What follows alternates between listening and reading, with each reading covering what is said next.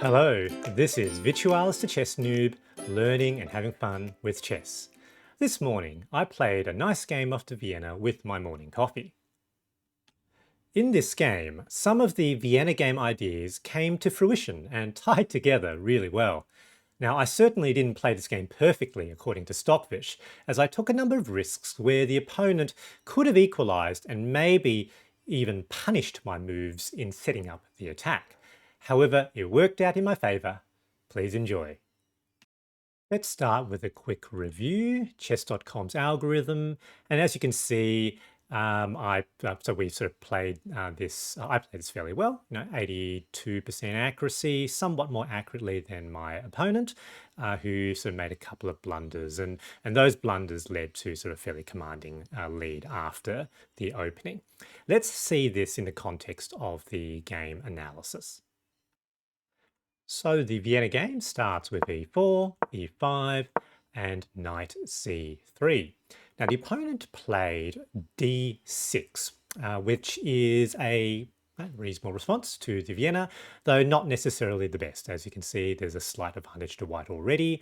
Blocks in the dark squared bishop.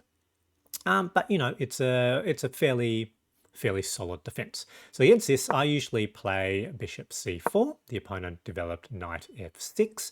The Vienna gambit doesn't quite work here because with captures, you can't really push that forward because, that's already defended by another pawn. So in this game, I played d3.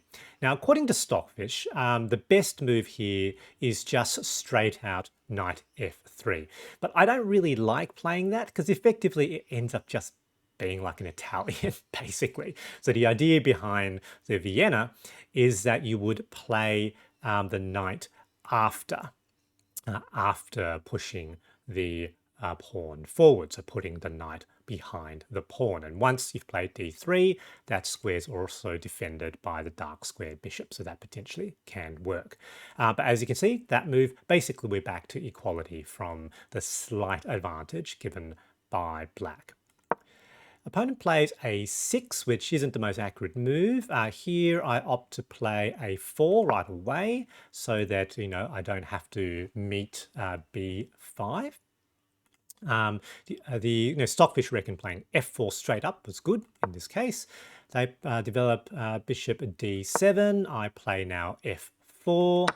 They capture, which wasn't necessarily what I expected, and that allowed me to capture back with the bishop. And now I've got a potentially a semi-open f-file, and this actually becomes fairly important later on in the game. Opponent develops their other knight c6, makes sense. I now develop my knight f3. h6, so, I suppose potentially, pushing forward, but I think they're probably going to castle kingside, so largely just to prevent my pieces from going onto the g5 square, so that I suppose makes sense. And now I short castle, and without having an f-pawn, firstly this king defends that knight should they want to bring the bishop down here. And also, once the bishop and knight move out of the way, I have potentially pressure on the pawn on f7. So I have basically control of that f file, which is pretty useful. Opponent develops bishop e7, and now we're sort of into the middle game, having finished development. Here, I wasn't entirely sure of what was the best move. I considered sort of making a central push, but didn't want to commit to that necessarily. I didn't necessarily want to have to deal with the bishop coming here, so that's why I played h3. Not the most accurate move, but still advantage to me.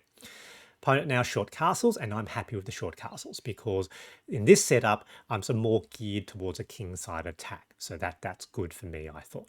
Here I played e5. So I thought I'm going to aggressively attack the center. I expected that they would sort of capture back with pawn. Here I have an option of capturing with either bishop or knight, and I made a decision that I wasn't going to keep my bishop pair because if I'm going to start attacking the king, often knights are a little bit trickier. So I thought I would take with bishop first, which Stockfish didn't like. Stockfish wanted me to keep the bishop pair by capturing with the knight first. I expected them to capture back with knight, and now I can capture back with my knight. So opponent's ahead, but here I thought I had some potential potential wins. So obviously in this position, I have got an attack there, but that's not good for me, but I could always sort of get a bishop back. But more importantly, I saw that square allowed me to potentially attack, do all sorts of trickiness, and I wondered whether the opponent forgot that that pawn is in fact pinned to the king, so that cannot capture. So that was what I was thinking. Opponent plays bishop d6, which is fine because now I make knight g6. So almost looks like he shouldn't be able to do it, but of course that is pinned. Now with an attack on the rook, so it gives me a bit of tempo, and now I play another, what I think to be a fairly tricky move. So I played knight d5. And it almost looks like that I'm giving up that knight, because if they capture that knight, because it's now that pawn is no longer pinned. However, if they do that, I now have a double check. King is forced to move because of double check, and that now allows me to capture the rook. So that's what I was thinking here. So sort of inviting them to trade. Now Stockfish reckoned that this was a better move. And of course it is a better move, but then because the way that the opponent can counter this is simply by capturing. But if they capture, I get that back, and now it looks like, I've got sort of two pieces controlling, and of course that knight is once again safe because the pawn is again pinned. So I thought that the opponent wouldn't want to actually capture here.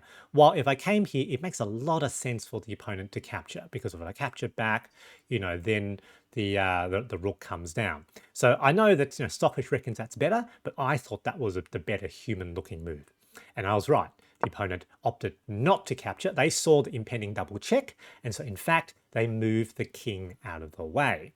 So they can't move here because of course the knight is here. But this, however, is a mistake, because I can still capture. That comes with check. And here, in a moment, so I think they made that move very, very quickly. They simply forgot I don't have a pawn here. Because we already traded that pawn. So that was a straight out queen blunder, capture, so plus 6.6 now, so it's pretty much all over. Now I need to, of course, defend the knight. So I think Stockfish reckons that's the best move, but I thought if I capture here, I both protect and also threaten the rook. They make another mistake, and here at this point I am. The opponent opts to resign, and that makes sense. So plus 44.4. This is a completely winning position for me, and I sort of played this position afterwards just using Stockfish against the computer. Yeah, a fairly easy win from this position, given it's almost basically plus 10. They're sort of down a rook, down an yeah, they're basically, down a queen, aren't they, basically? So good game, and I think this game sort of demonstrated sort of some of the trickiness with the Vienna game. GG. Some of the ideas in this game are not unique to the Vienna, but it certainly works well with the Vienna when the opponent castles short. Firstly, the relatively early f4 and trading away the f-pawn allows for the semi-open f-file controlled by the rook after short castling. Along with the light square bishop on c4, this exerts pressure on the opponent's weak f-pawn. The bishop also pins his pawn to the opponent's king, something that can be forgotten and exploited, as was the case in this game. I hope you found this game interesting, and thanks for watching.